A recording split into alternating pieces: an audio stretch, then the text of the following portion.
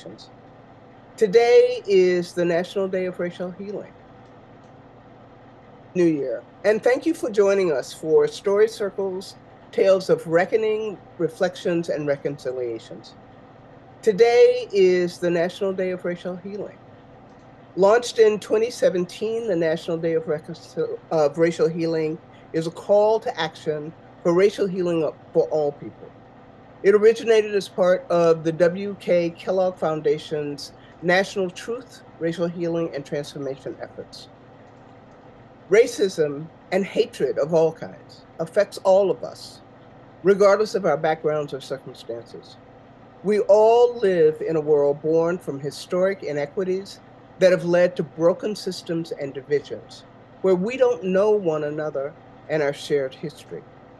These significant challenges will not be solved by one individual or one group or one day. To ensure our communities are free of systemic racism and hatred, we must come together to explore how past actions have created the present racial inequities in our systems. As we enter this unprecedented era in our country, the responsibility belongs to all of us to remember our humanity and the humanity of others, to recall the teachings, to love our neighbors as ourselves, and to stand up to the bigotry, bullying, hatred, and callousness that demeans and dehumanizes every single one of us. We hope that you will participate in these honest, powerful, and moving experiences in your community and pursue this racial healing journey together as we start with this story circle today. Our first storyteller is coming from across the country in a place that is as cold right now as it is in Chicago, in Santa Fe, New Mexico. This is Marguerite Scott with her story, Visiting Van Gogh. And Marguerite, why did you want to share this story with us today? Well, I believe it's a story of reflection and my attempt to really try to understand certain behaviors in regards to abuse, power dynamics, and racism in order to not replicate them, to learn from it and do differently. And so this is Visiting Van Gogh. Philadelphia Museum of Art, dirt parking lot, fall 1972. A woman steps out of the driver's side of a yellow Volkswagen Bug, goes to the trunk, opens it, pulls out a black iron crowbar, slams the trunk shut, opens the passenger side door, and pulls out a large Doberman pinscher and hits the Doberman 1, 2, 3, 4, 5 times, unleashing a torrent of rage onto the now submissive dog. Mom and I see all this occur, and my mother doesn't even think about what to do, whether or not to intervene. She just does it. She moves swift and even a bit fierce. She moves confident, like a cheetah or a mountain lion, towards the little faded lemon yellow colored car, towards the thin chocolate brown woman with the iron crowbar, bashing down relentlessly on the black brown Doberman, now oozing liquid red.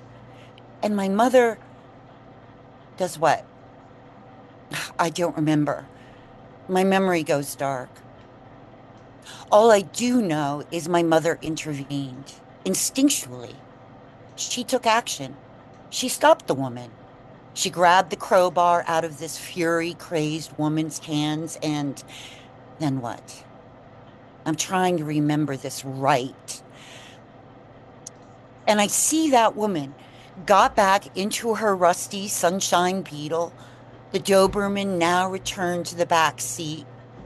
My mother still clutching the confiscated crowbar as she struts back to our green Hornet station wagon. And I'm numb in the front passenger seat.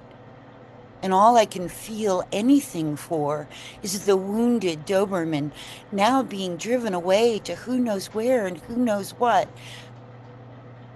And my mother tosses the crowbar in the back of the Green Hornet's trunk, but not before carefully wiping off the streaks of blood and Doberman flesh and tossing the silk designer scarf, now contaminated by this unfortunate memory, onto the dirty, sand-colored, unpaved ground of the parking lot behind the Philadelphia Museum of Art. My mother calls to me, but I don't move. She raises her voice to that familiar shriek on the edge of madness. Meg, get out of the car. Let's go. Don't make me have to tell you again. So I do. I comply. I obey. I open the front seat passenger door and my legs wobble, searching for stability on solid ground, while my mother fusses through her handbag, reclaims her compact mirror, powders her nose, and reapplies red lipstick to her pursed mouth. She inspects her teeth for smears that aren't there, and I see a moist blood droplet huddled on top of the dry dirt. The earth too dry to absorb the Doberman's wounds, it seems. My mother finishes putting on her white gloves and grabs my hand, inspecting my nails for unseen dirt and grime, then clicks her tongue as if she's disappointed that no transgressions have been found embedded there. Let's go, Meg. I want to see the Van Gogh exhibit before it closes. As we wander the cathedral rooms of the Philadelphia Museum of Art, passing our eyes over sunflowers and haystacks, and self-portraits of a long-dead, one-eared painter, I wonder why my mother will take us back to our white suburban home, to the man, her husband, my father, who regularly beats her and her children bloody and blue, but refuses to file a complaint against him every time the police and ambulance show up at our door. But yet, she finds her power to wrestle a crowbar from a stranger beating a dog. And I wonder, is it because the stranger is a woman and she is Black? Wow, Marguerite, what a way to get us started. What an incredible story. And such a vivid reminder of how moments like this live with us for a lifetime. It is one of the things that I think is so important about our ability and our gift of giving our stories and telling stories of ourselves. Because when you tell that story, I think about the times my mother took me to a museum. I also think about the times when I saw someone abusing an animal.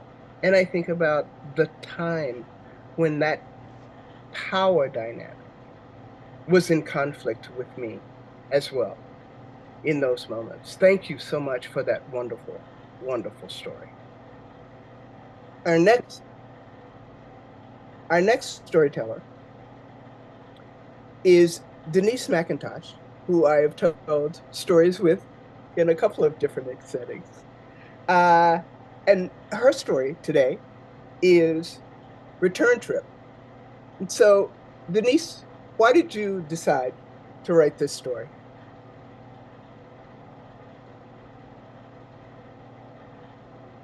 You're muted, Denise. I even had a note about that. The events of this story really brought home to me the importance of standing up. Nice. And so this is Return Trip. My boss called me into her office on a Wednesday afternoon. I just got permission to take you to Mexico with me. My mouth dropped open. You have a passport. We're leaving Friday morning. I'll arrange your tickets. I did not have a current passport. Turns out a formal letter on proper stationery submitted to the authorities could fix that in one day. At least it could in the 1980s.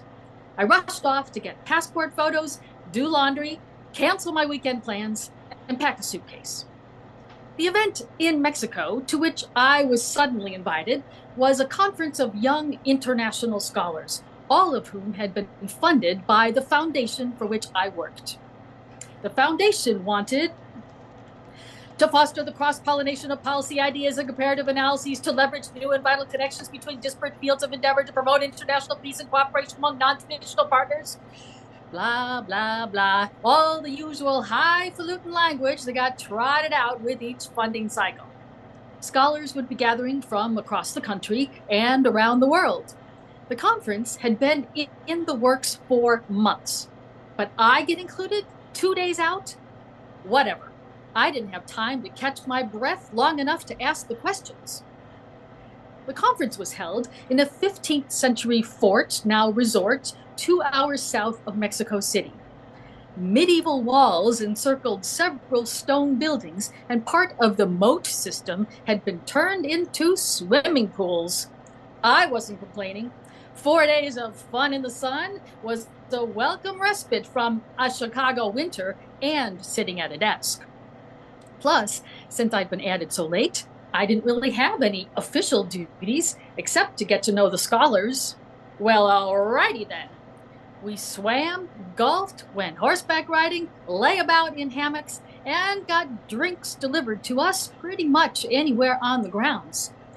That is, when we weren't in mandated workshops, discussion groups, and formal dinners. Even the fort's 500-year-old chapel had been repurposed and was now a Gothic dance bar, stained glass, and a disco ball. And putting all those young scholars on the dance floor every night was probably the best thing the foundation ever did for international relations, if you know what I mean. My return flight was routed through Dallas. We deplaned, collected our luggage, and then waited in line at the international entry gate. Several of the scholars had been on the flight out of Mexico City with me, so I waited in line with one of my swimming pool buddies, an academic from Belize named Kerry, who was returning to his research center on the East Coast. When it was my turn, I handed over my paperwork and got waved through with barely a glance. I pulled my suitcase past the gate, and there I was, back in the US of A. I don't know what impulse made me look back, because I had a flight to catch to Chicago. But for whatever reason, I looked back. Kerry had not been waved on with just a glance. Kerry had been stopped. Kerry was dressed in a crisp navy sport coat, button-down shirt, and jeans, signaling loud and clear his academic status. He was as big as the guard, maybe bigger, which meant there were 2 giants facing off at the gate. The guard was in a khaki military-style uniform, and he was, surprise, white. The white guy had all of the official control in this scenario, and he knew it. He was holding Kerry's papers and starting to ask questions. Kerry, very large and very dark, was now very patient, like he'd been through this before. Kerry's passport was from Belize, not the US, but that was an international checkpoint. The guards should have been used to a variety of travelers. Mostly, he was a very large black man, and I think that automatically challenged this Dallas security guard. Possibilities for the next several minutes, hours, days of Kerry's life rolled through me intuitively in maliciously mundane scenes. The armed escort to a private room. The belligerent, intrusive questions about his activities. The escalating emotional violence and intentional degradation. It didn't take much for my mind to imagine all of this in a few seconds when I turned around. I started to walk back, dragging my luggage behind me. The guard saw me out of the corner of his eye and turned only his head towards me. "Ma'am, you are cleared through. You can't come back. Now just move along." He actually made a little shooing motion with his hand. I stopped, planted my feet, even though my knees were shaking, looked at Carrie, unflappable and patient in a way I would never in my life learn to be. I looked at the guard.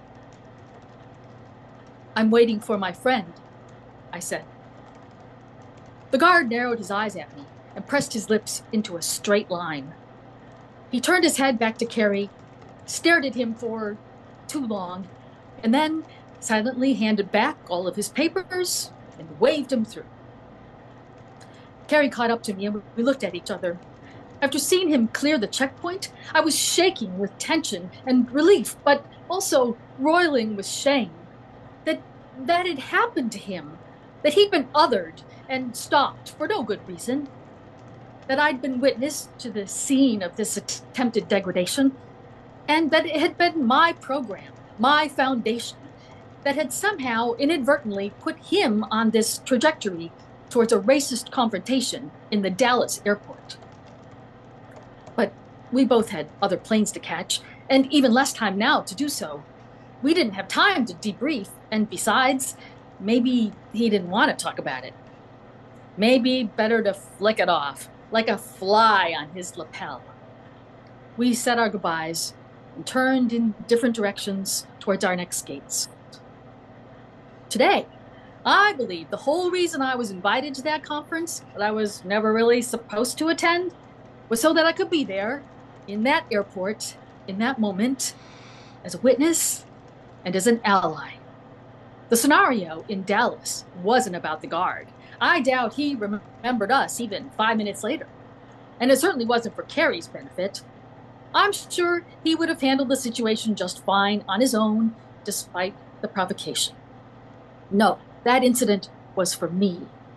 It was to help me find my voice, to help me put my Scottish stubbornness to good use, and to reinforce the responsibility that I already knew I had, but in a very deep, visceral way, not just as a Sunday school lesson.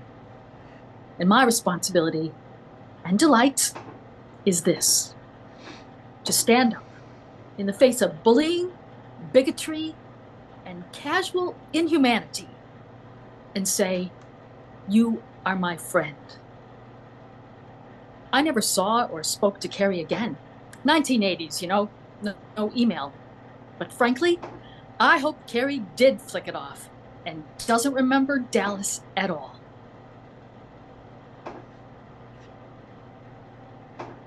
Wow. Thank you, Denise, for that powerful lesson. It is amazing how often things need to be flicked off. And it is so wonderful when people stand up to bullying and to bigotry and to hatred. And so thank you. Thank you for being that friend. Raquel Candace Jones and I have told stories together as recently as November for the Filet of Solo Festival here in Chicago. Raquel is going to tell us the story today. Truth and Peace is the Path. Raquel, why did you write this story and want to share it? Thank you, Willa. I wrote this story to shine a light on the aggressions and the microaggressions that fracture our relationships and our society, always. Nice. And so, truth and peace is the path.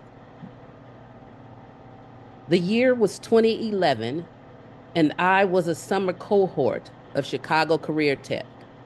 CCT, as we called it, was a 6-month, 5-day-a-week retooling program equipping middle-income earners with the skills necessary for high-demand technology-based careers. As participants, we received a weekly stipend while still qualifying for unemployment insurance, We interned 3 months with a corporation or government agency, and then 3 months with a nonprofit organization while receiving classroom training and professional development. Now, while this program sounds great in theory, the reality was oftentimes a different story. Because much like the American experiment, which too was ambitious in its inception, the hearts of men still had to be dealt with. My chosen concentration in CCT was social media marketing. This was at a time when social media was new and businesses were just learning how to navigate it. My job as an intern was to learn the company's existing social media practices and/or assist the company in developing some. Unfortunately for me, much of that did not happen. You see, businesses were giving huge tax breaks for hosting CCT participants, many of whom used this opportunity not to equip, but to access free labor. Free labor, what America was built on. Instead of the program being an instrument facilitating individual and societal progress, many cohorts like myself were exploited and given menial tasks that the business would normally pay a temp agency for. Was this intentional? I can't say. I'll let you decide for yourself. It was my first day, and I ran into a small white woman, I'll call her Doris, in the restroom. She was quite friendly, and we exchanged pleasantries. I discovered Doris was executive assistant to the president of the company. Our desks sat adjacent to each other. My immediate supervisor was a young white woman, perhaps 25 years my junior. She proceeded to give me tasks that were not social media related. Both were both time and labor intensive, but relatively mindless. After a few weeks of this busy work, I asked when we would get on to social media. She said that the company didn't have a social media presence and that the work I was doing took precedence. She was clearly agitated that I had even asked. A few weeks later, I was instructed to develop a social media plan for the company, which I did. I presented the plan at an all-department meeting and was well received by the other employees. The vice president offered to write me a recommendation at the conclusion of my time there. Shortly after that, my supervisor called me in to tell me that Doris had requested that I stop wearing perfume because it was making her ill. By that time, I had already been at the company, sitting adjacent to Doris for a good 9 weeks, and I wasn't wearing any perfume. I told my supervisor this and inquired why Doris did not take medication for her condition. Needless to say, I didn't change anything. A few days later, my supervisor came to me again. Why won't you stop wearing whatever you're wearing? She's just an old woman and you're making her sick. I was appalled. This was a small company and they didn't have an HR department. If they had, I surely would have gone to it. I told my supervisor again, I've been here over 9 weeks and now Doris has a problem. I'm not wearing anything but soap. Should I stop using soap? And furthermore, why do I have to make adjustments for her ailment, especially when she can do something about it? Shortly after that, another woman who worked at the company, who herself was a CCT graduate, pulled me to the side and informed me that Doris had done the same thing to the previous CCT participants, all of whom were Black women. There it was. There was the problem. Who knows whether Doris really had hyperosmia, a condition caused by a person having a lower threshold for scents most often perfume. My predecessors and I had been at the company several weeks before the way we smell became an issue for her. And instead of the company requiring Doris to do something about what's clearly her problem, they enabled her. At my exit interview, my supervisor asked me what I thought of my time at the company. I told her honestly, it was a waste of time. I was tasked with the work that the company should have hired a temp for, and I learned nothing more about the business side of social media. To top it all off, I had to deal with microaggressions, which at any other company would have been addressed by HR. Oh, she got red in the face, visibly angry at the truth I had just spoken. Well, you could be more appreciative of the experience we gave you, she responded. Needless to say, the vice president didn't give me a recommendation he promised either. I'm sharing this story because racial healing will only occur when all parties are willing to share and accept the truth about themselves and the systems that have been put in place to promote and create disparities. Once heard, we must then have the willingness to do something on a personal and structural level. It will be uncomfortable. The loss of privilege always is. And it will take forgiveness, because nothing happens without forgiveness. But trying to hide the truth or change the narrative will not work, not for any genuine healing. Truth coupled with peace is the path to walk in order to reconcile and heal the world. Thank you.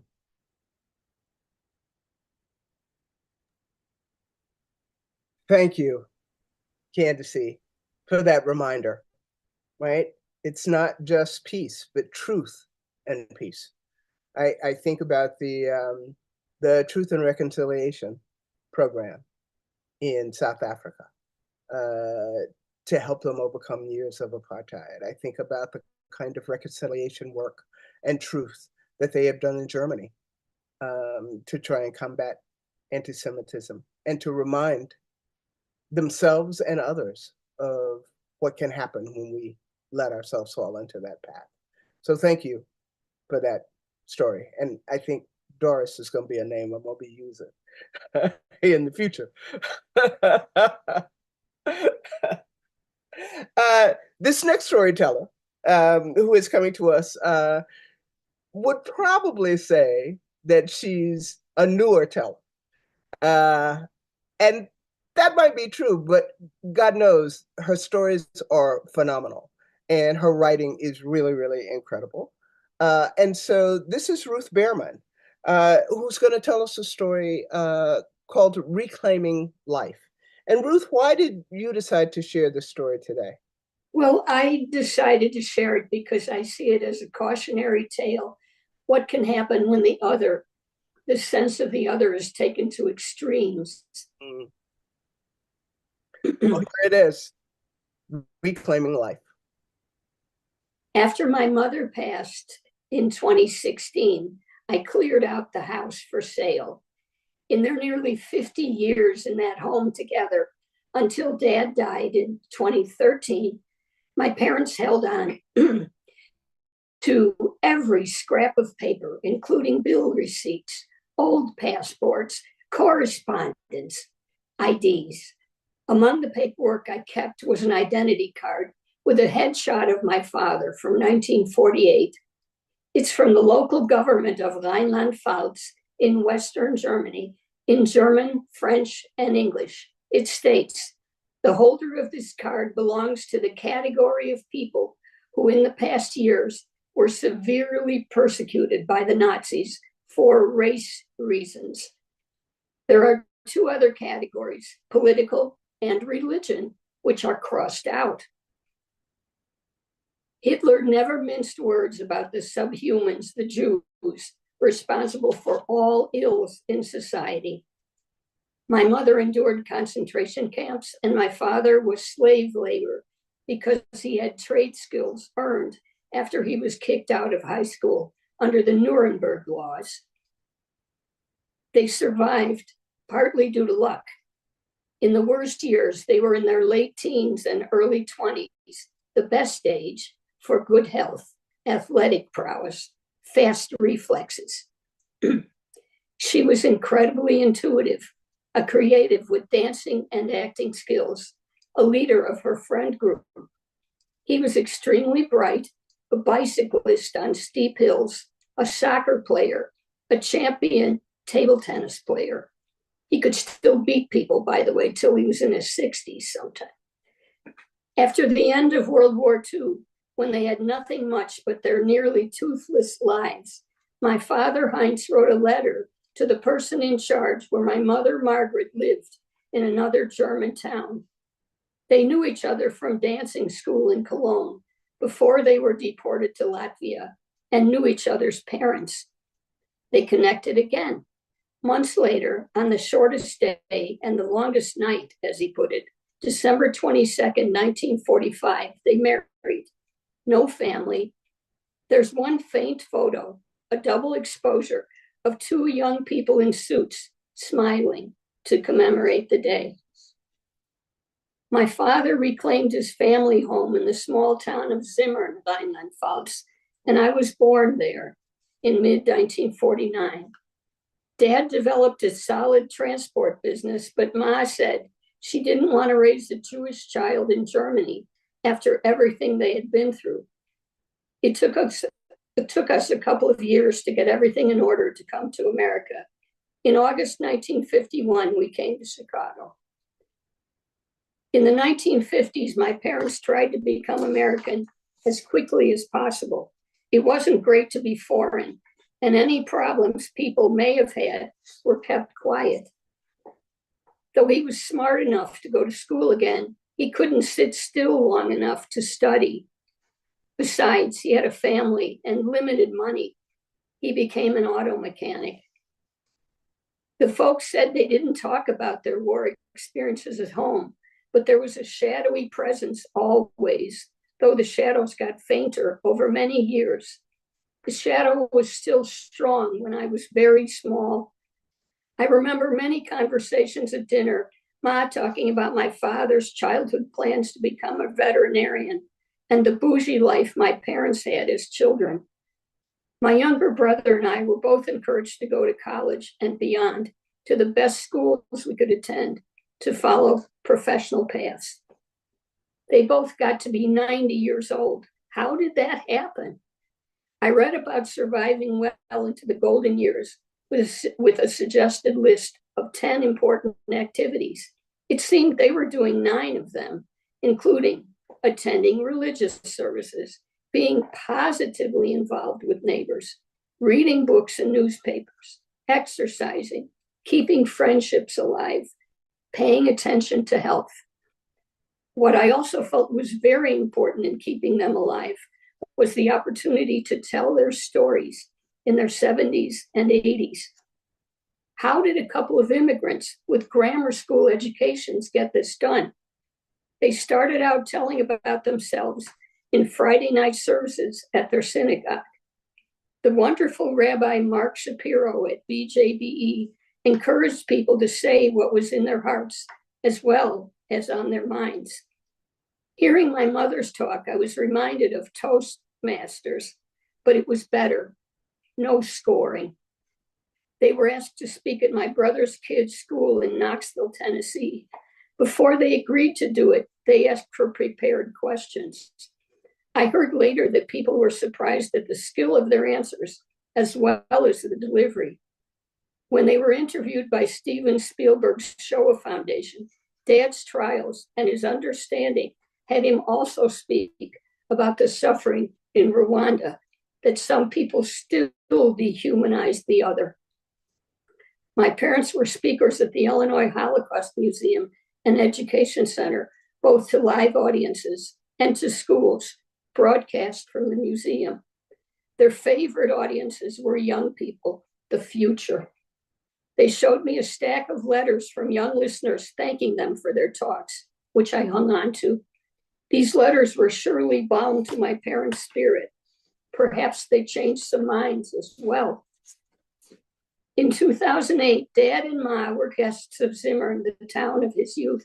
Dad started his speech by saying, translated to English, "My parents, my sister, and I lived, worked, and went to school like everyone else in Zimmern before 1933. He talked about Kristallnacht, his wife and their deep bond, and the deportation of his family in 1941.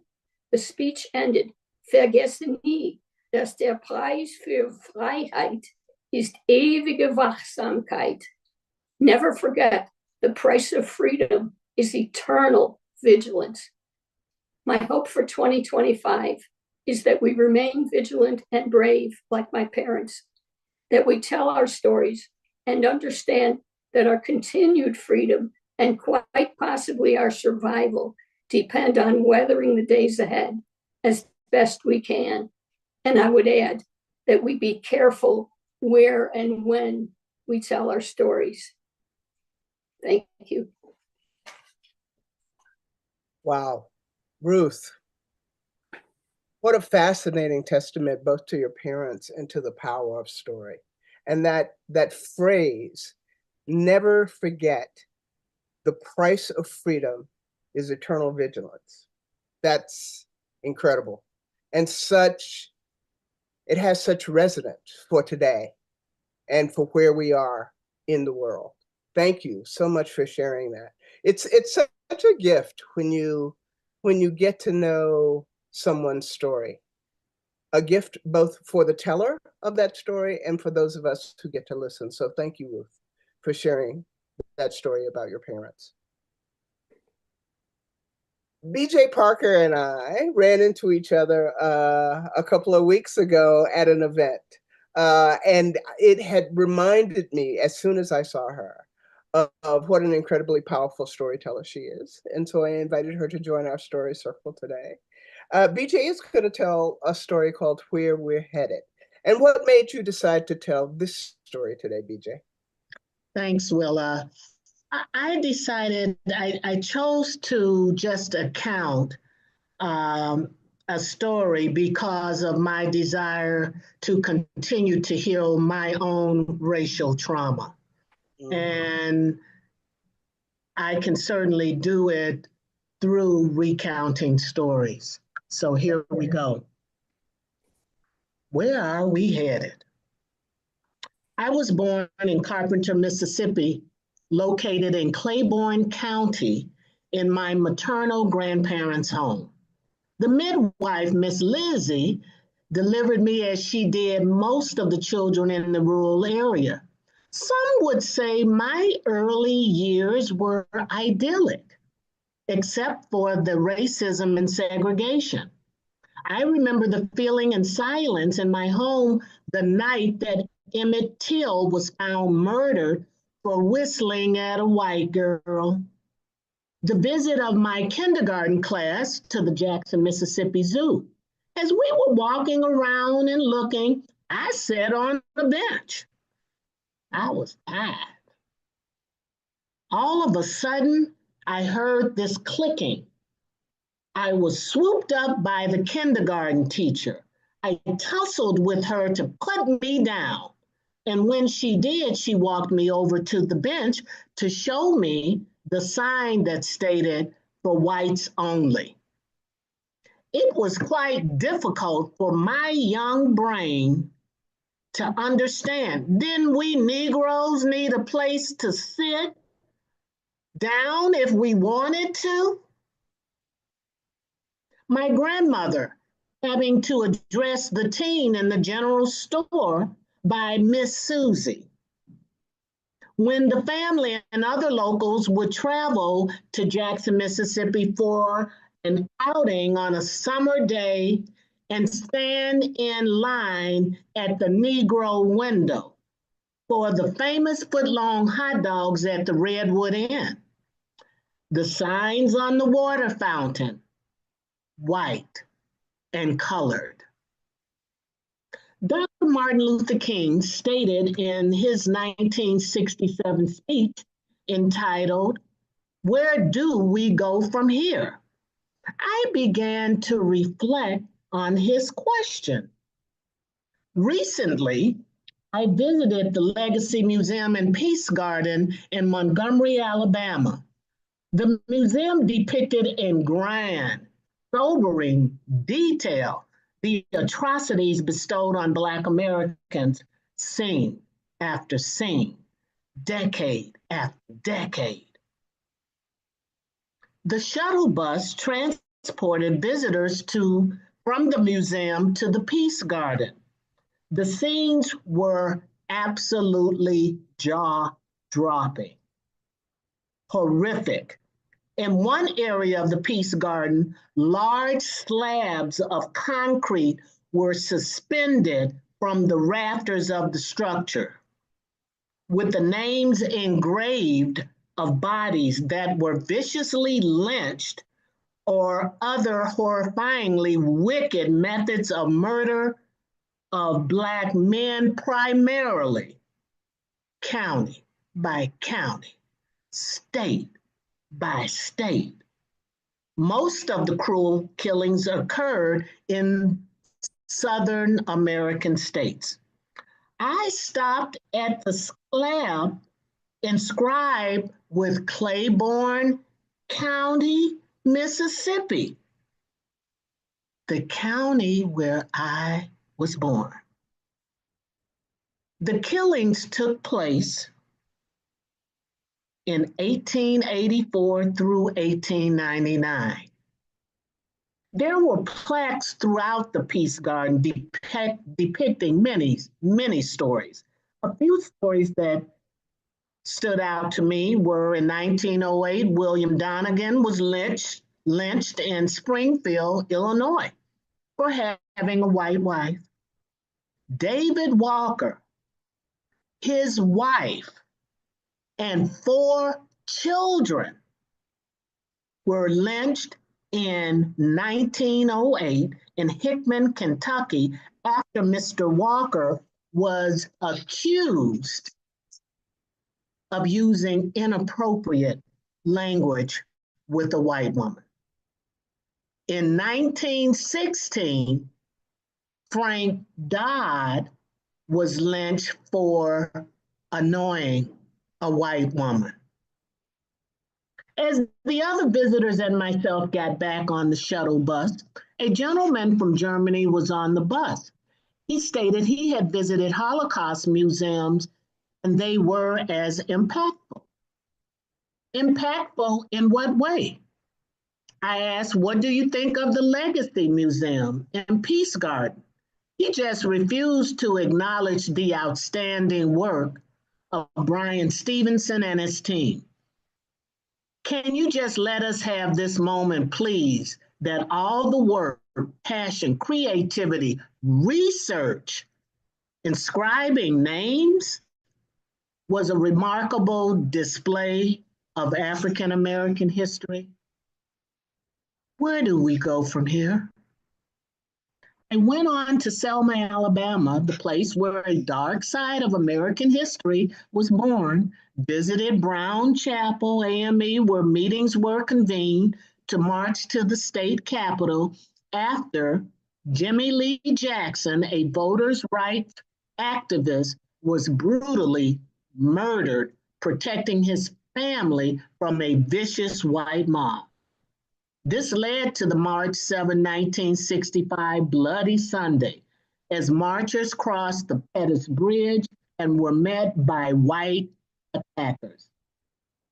Did I hear the voices and cries of Blacks as I crossed the Pettus Bridge? Where do we go from here? My answer to Dr. King's question is another question. Where are we headed? Even now, Karen, the entitled white woman, is used whenever a white woman is annoyed by a person of color.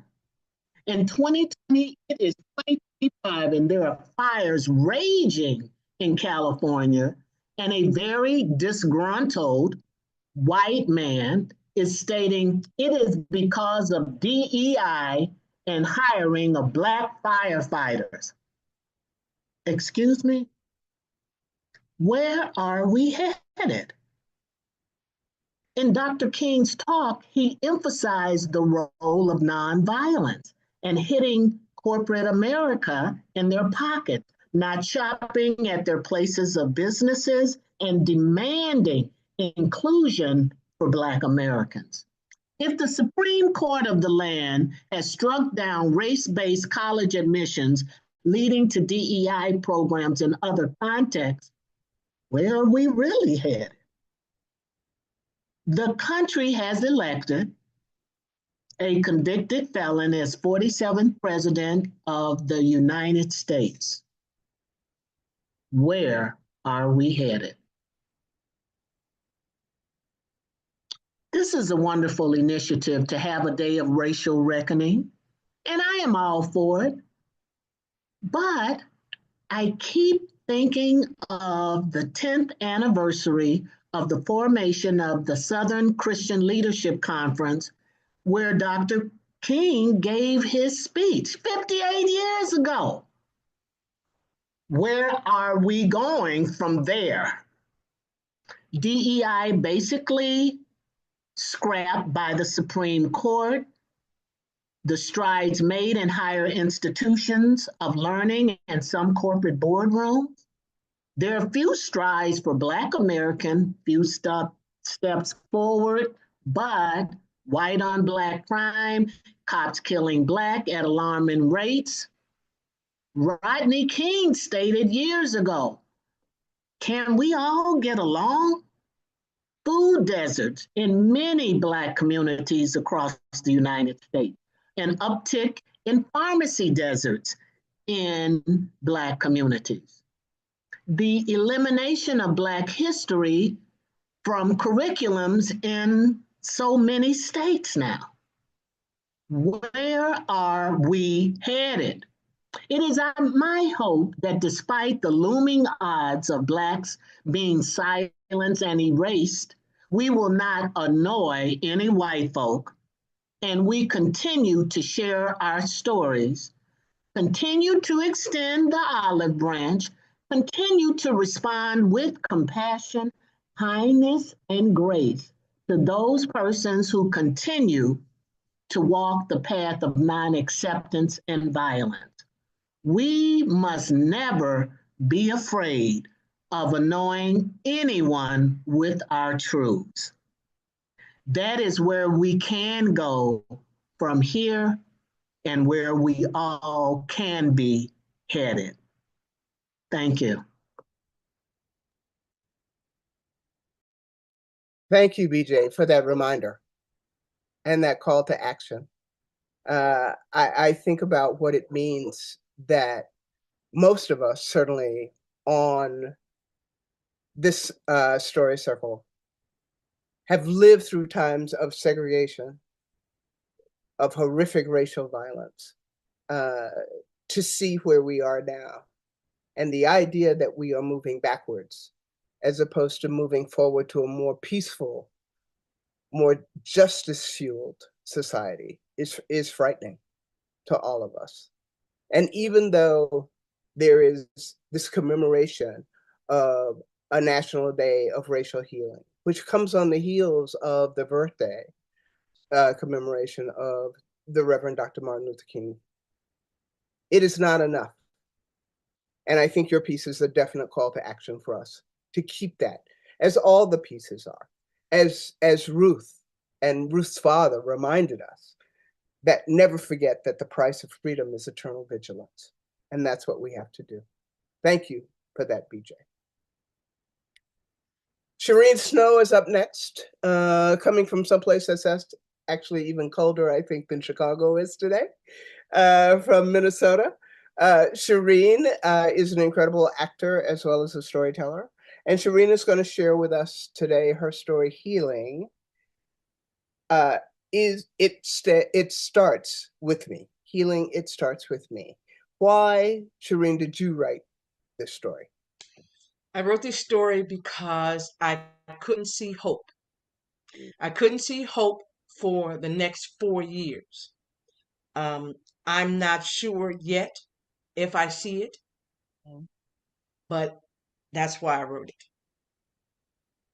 And so here it is. Healing. It starts with me. I'm so sorry. I thought I could do this. I thought I could find a way to healing in spite of right now. I had such high expectations for this country, so much hope for the future, and now I'm dangling in midair. My heart has sunk so low. It is enveloped in a dark mass of murky slush trying to swim without arms. My feet are bound and I can't move my knees. What do I do? I'm screaming, but can anyone hear me? As babies, we would cry as a sign that we needed food, changing, to be rocked to sleep, or just to be held, to be loved. We needed to be comforted. I could really use some comforting right now. It would give me such solace to feel the warmth of the sun wrapped around my being, whispering in my ear, "It's all right. I am here. I am shining just for you. I am illuminating your heart and soul with the sweeping rush of my vibrant rays. I won't leave you, and I will keep you safe." But we all know that the sun can't shine on us all of the time, that there are days of many clouds and an ocean of rain. Without them, the thermostat would be set to tepid and the light would hover on dim. How do we go back to our childhood and see the world as children again, playing in the street, screaming, "Red light, green light," being cooled in the summer heat by the rushing stream of the fire hydrant, giggling with the giddiness of smiles so broad that the sun is rivaled by the glow, squealing like the sound of an ungreased door, just because. It was more trouble-free then, as we put our bodies through rigorous hours of jumping double dutch and swinging on the monkey bars, running forward as we looked back, bobbing and weaving, the outstretched arm and the hand reaching for us as it touches us and yells, "Tag!" Our yoke was easy then, and there was no fight. Today, we live so much of our lives fighting, fighting for that last piece of cake, fighting to stay awake when we really need to sleep, fighting to get our point across, fighting to make right the wrongs that plague us. But is that even possible? Is there a place, space, where my heart can open so wide I can let forgiveness in? If not forgiveness, perhaps compassion. If it is, how do I connect to it? How do I see that no matter the circumstance, there is still beauty on this earthly plane? We come into this world wearing our parents' trauma. It's a given. But how do we separate ourselves from it? They raise us. And in the raising, we begin to experience our own life traumas. The list continues to grow as our bodies are compounded by the weight of life. But then the trauma of race enters the room, and there sits the elephant waiting to be recognized. Just as babies, we strive for the same thing. How do we escape the color of our own skin? How do we exist in a vacuum of non-judgment? The answer I find is we can't. It will always be there.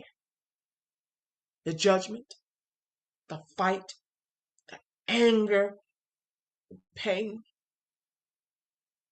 So then the most profound question is,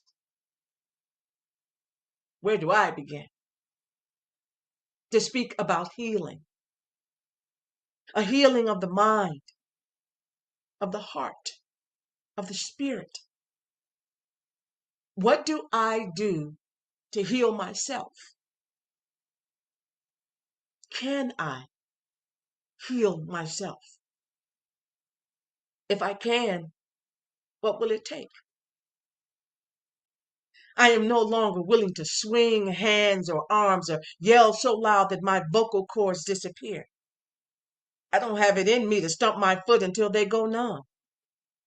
My body is no longer the version of my former, younger self, as I've proven by the arthritis in my knees as they calmly yell, "Don't even think about it." So, what can I do when forgiveness is not on the table and compassion has not yet entered the room?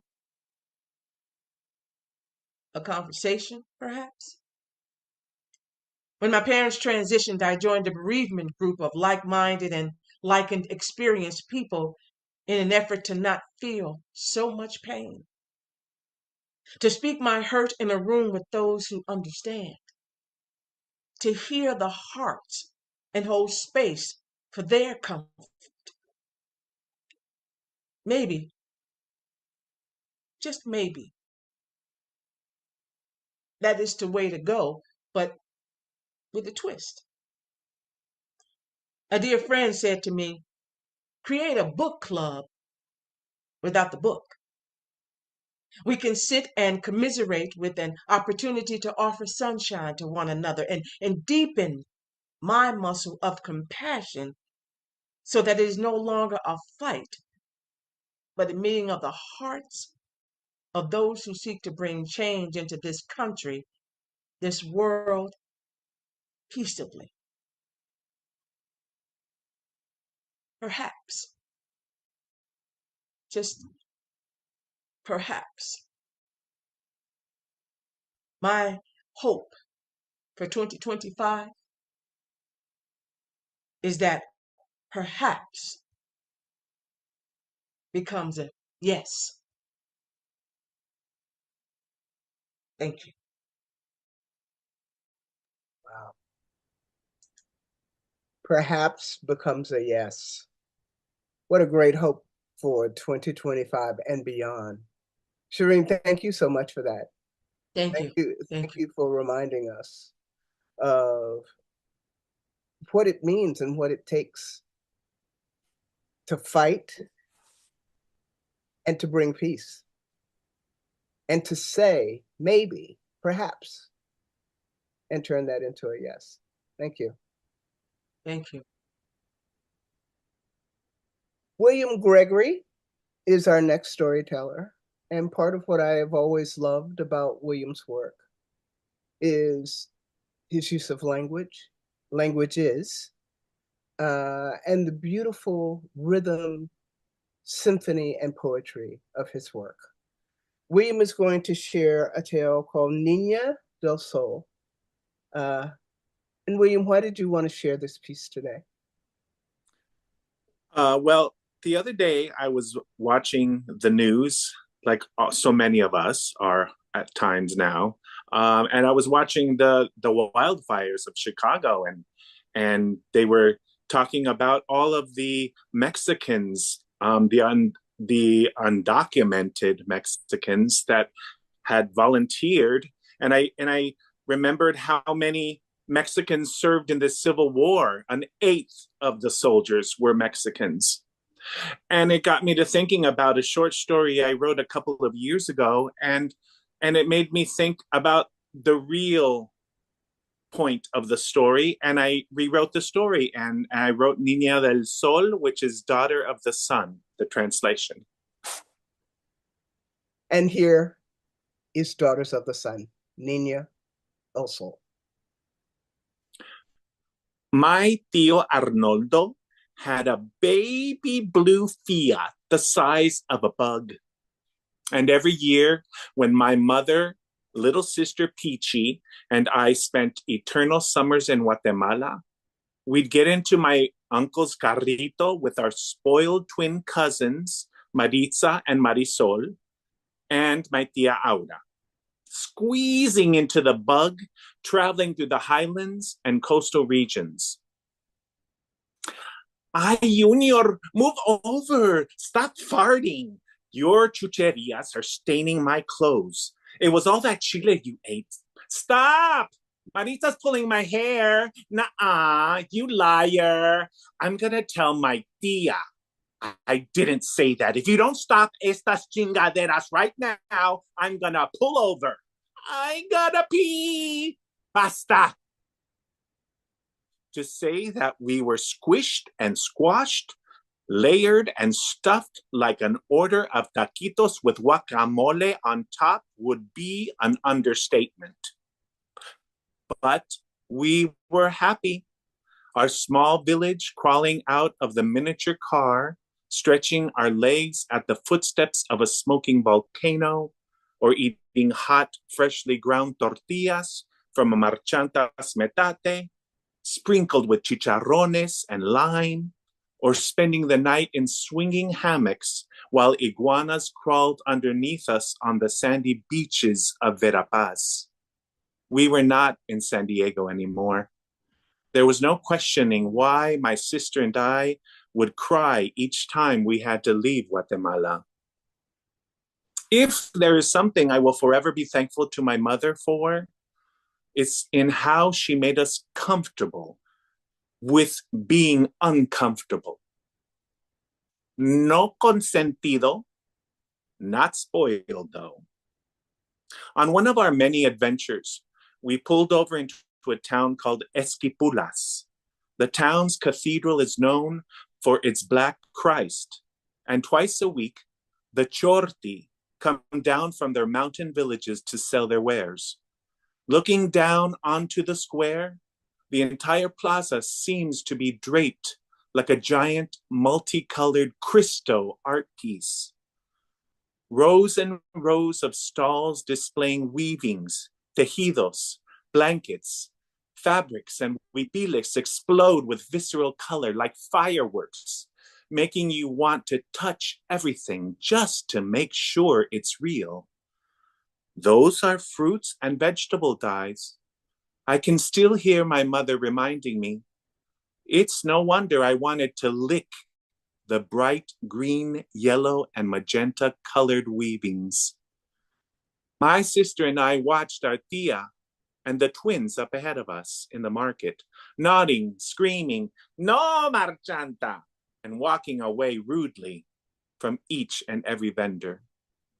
She's so tacaña. What's that? I asked. Cheap, my mother said to me in English. She talks to them like they're her servants. My mother and her sister would occasionally get into disagreements with one another. I never knew why, but I was starting to see a pattern. Don't you ever treat them like that. You hear me? I said yes, but I didn't know what I was saying yes to. Junior, come here. My uncle called out to me, telling me to come and see a chorti girl dressed in her tribal clothes. She was sucking on a tiki pineapple soda out of a sandwich bag. A crowd of gawkers stared at her like a sideshow freak. Her skin glowed like a pitaya, and I had never seen anything like it before. The little girl, the color of a dragon fruit, nervously laughed.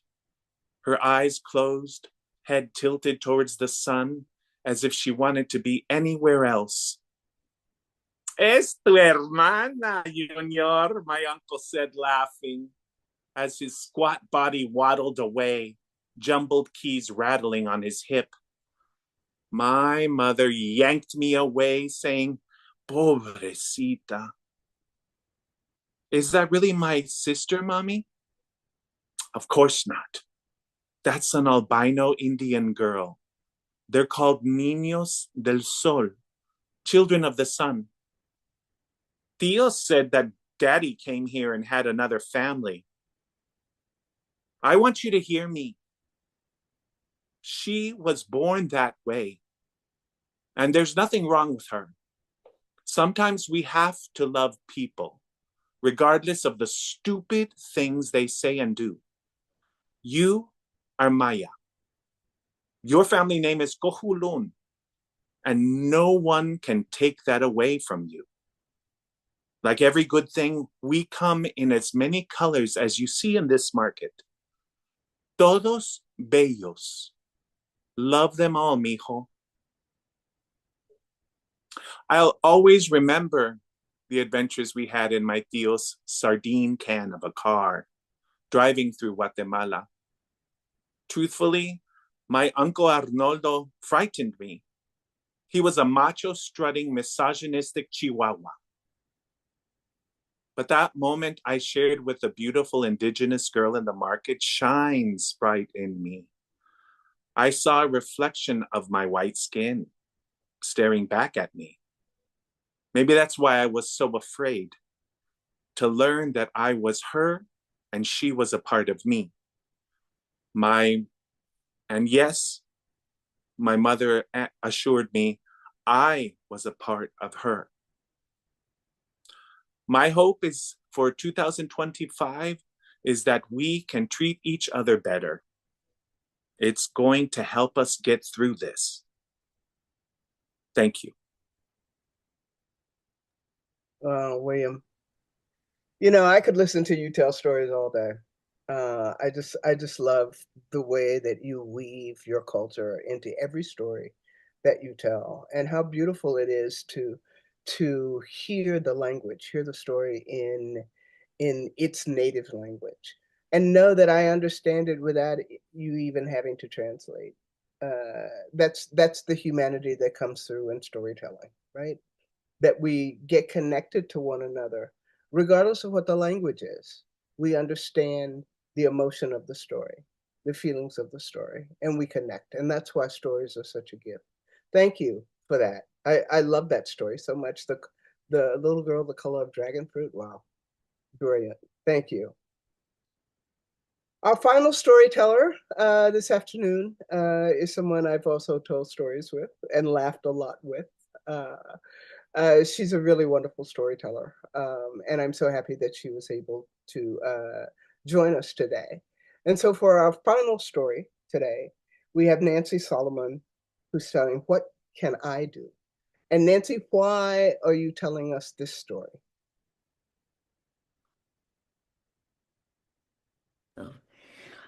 I'm telling this story because I'm trying to survive this administration.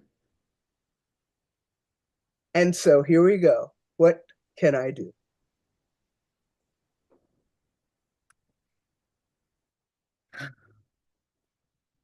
Three boys from my 5th grade class chase me into a doorway, and I cower in a corner as they pelt me with pebbles. They scrape off the sidewalk and they shout, "Dirty Jew, dirty Jew, dirty Jew." And then they just walk away. I guess they didn't know what to do next. It's the first time I remember being bullied because I'm Jewish. But what's really weird is that I know almost nothing at all about being Jewish. See, my parents agree with Karl Marx that religion is the opiate of the people, and it's a way to keep the lower classes compliant and docile and the upper classes rich and powerful. But those three boys make me want to know why people don't like Jews and why they think they have the right to throw pebbles at me. And if there's anything I can do about it, I just don't tell my parents. In fact, I never tell my parents anytime I get attacked verbally or physically because I'm a Jew. Like when a girl decides to sit in my assigned seat in social studies and I say, "Excuse me, but you're sitting in my seat." And she says, "I know. I'm not moving for a Jew." My entire Jewish education consists of my dad pointing out an article in the newspaper and saying, "Great story here about Jonas Salk," or Jack Benny, or Lauren Bacall, or some other celebrity. Jewish, you know. My kid brother Danny and I never celebrate any Jewish holidays because we don't even know they exist. Yet every single year, our father writes notes for us to give to our teachers, excusing us from school on Rosh Hashanah and Yom Kippur, whatever they are. And it's not like we do anything special on those days. My father goes to work, my mother goes back to bed, and Danny and I just hang out at home. However, my family celebrates Christmas. We decorate a tree, we sing Christmas carols, we open presents, the whole Ganze Megillah, but not because it's Jesus's birthday. No, it's because my parents consider Christmas an American holiday, just like Thanksgiving. My family never talks about the Holocaust either. But someone gives me a copy of Anne Frank's Diary of a Young Girl, and I read it. And one day I find an old magazine that's just filled with photographs of what the Allied forces found when they liberated the Nazi concentration camps as the World War II ended. I see photographs of what look like living skeletons with skin stretched over their bones, dressed, partially dressed, not dressed at all, in what looked like filthy, faded, ragged, striped pajamas. I see photographs of crematoria and piles of bodies the Nazis hadn't had time to get rid of. The photograph I remember the most is this huge pile of shoes with little tiny baby shoes at the bottom. 6 million Jews died in those camps, including Anne Frank. But so did 3 million other people. Catholics, political dissidents, Poles, homosexuals, Jehovah's Witnesses, mentally and physically disabled people, Roma, and anybody else who annoyed Hitler. But that doesn't even count all the people the Nazis killed in cities, villages, and towns. So I start to make a mental note of people that other people hate, and I include them. The list continues to grow when my family takes an overnight railroad trip from New York City to Hot Springs, Virginia for my uncle's wedding. My parents book a super deluxe drawing room. We have our own bathroom and a butler. But during the night, the train crosses the Mason-Dixon line. And when my brother Danny and I wake up in the morning, we discover the train now has whites only and colored only passenger cars. And we look out the window and we see whites only and colored only signs over water fountains and rating rooms for the towns that we pass through. And in naive defiance, Danny and I sit in the colored only railroad cars. When I'm 20 years old, I'm doing summer stock at the Rabbit Run Theater in Madison, Ohio, on the beautiful shores of Lake Erie.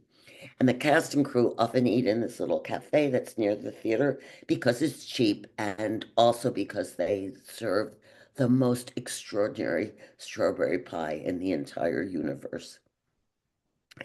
But one day I noticed that another customer keeps staring at my head.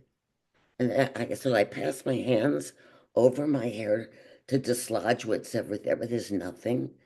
And he keeps staring. And so finally I say, excuse me, sir, but why are you staring at my head? You a Jewess? A Jewess. Yes. Where are your horns? Now, by this time, I'm 20 and a woman of the world. I know that Jews are often depicted with horns and tails and cloven feet, just like Satan. And I also know there's a gorgeous statue of Moses that's been sculpted by Michelangelo, and it's in a basilica in Rome. And Moses is clutching the tablets inscribed with the Ten Commandments. And because Moses was also an Israelite, which is an early Jew, if you look carefully at his curly hair, you will see his horns. So I say to my fellow diner, I had my horns surgically removed. He is so relieved. When my daughters and I moved to Denver, I decided it's finally time to get a formal education in Judaism.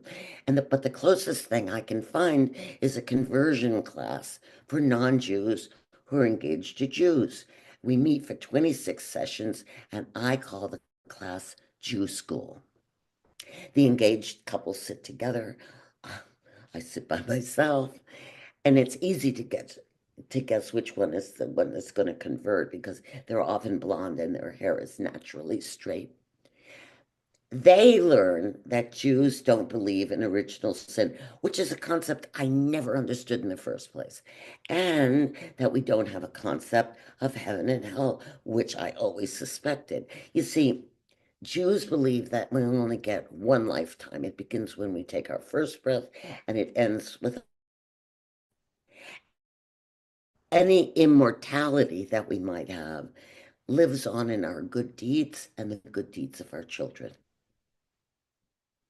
And I also learned that I am absolutely entitled to dislike and despise other Jews like Netanyahu and the right-wing religious fanatics that support him, and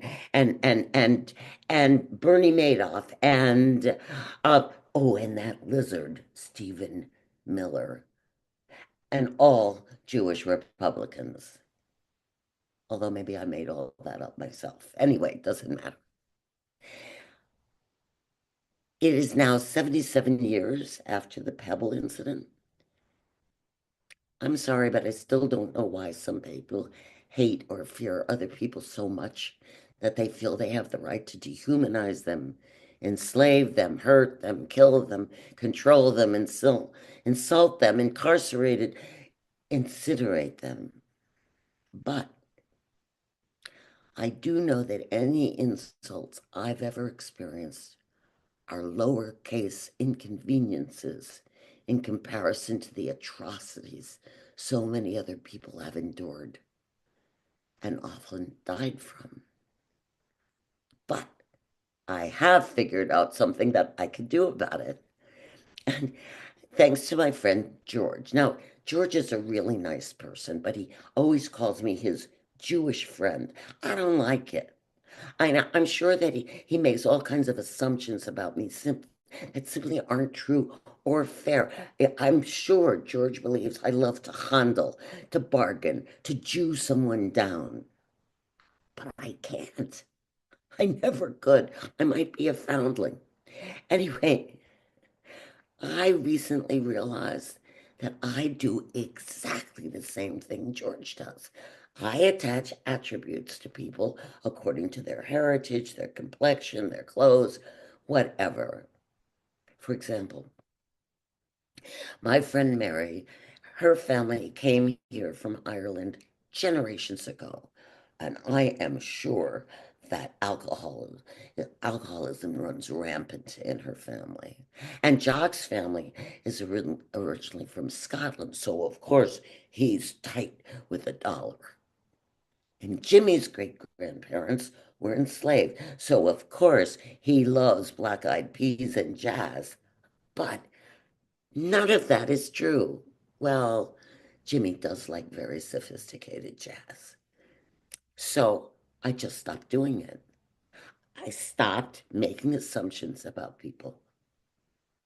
Trust me, this is not an easy habit to break, but it pays off.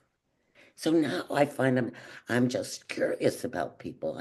I find I protect myself less and I smile more, and lots of people smile back at me. And sometimes we get into these really delicious conversations.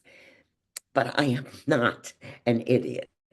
I I don't engage with obviously crazy people and people who smell really bad. You know that pathetic those pathetic tiki torch people who marched through Charlottesville and they chanted, "Jews shall not replace us, blacks shall not replace us." I'm sure that at any moment they're going to add, "Women shall not replace us." Well, they scare the crap out of me, as does our new administration. The CEO of a company that builds and manages private prisons is encouraging people to invest in his company because his business is about to expand beyond his wildest imagination. He's already been told he will need even more prisons to house undocumented immigrants while they're waiting to be deported. So, my question is, who will they house after that? Thank you. Thank you, Nancy, for that funny and touching story, and for the reminder that first they came for. Right? Thank you so much. And thank you to all of our storytellers, Ruth, Denise, Nancy, William, Raquel, Marguerite, BJ, and Shireen. Thank you all for sharing these incredible stories of reckonings, reconciliations, and reflections. We know that today is the National Day of Racial Healing. But what our country and our society needs is a national day from hatred. Like all of our storytellers have spoken to, we need to judge less, demonize others less, and get to be curious and know people for who they are. Because as we know people, as we share our stories with one another, we see that we have much more in common than what divides us. I want to thank all of you for joining us today. Thanks again to all of our storytellers. I hope that even though today is the day that's recognized as a day of racial healing, we will take this as a beginning step and work throughout this year, and certainly throughout these next 4, to make sure that the history of our country, the true history of our country, is told and known, and that all of us share our stories of being human so that we can connect to our humanity and to the humanity of each other. Thank you so much. Thank you to Vince Pagan, who was our tech underlord today. Thank you to the Morton Group and to Creative Curriculum Ventures for sponsoring this day. And thank you to all who are participating in the National Day of Reconciliation, of Racial Healing and Reconciliation. Thank you so much for joining us. Peace.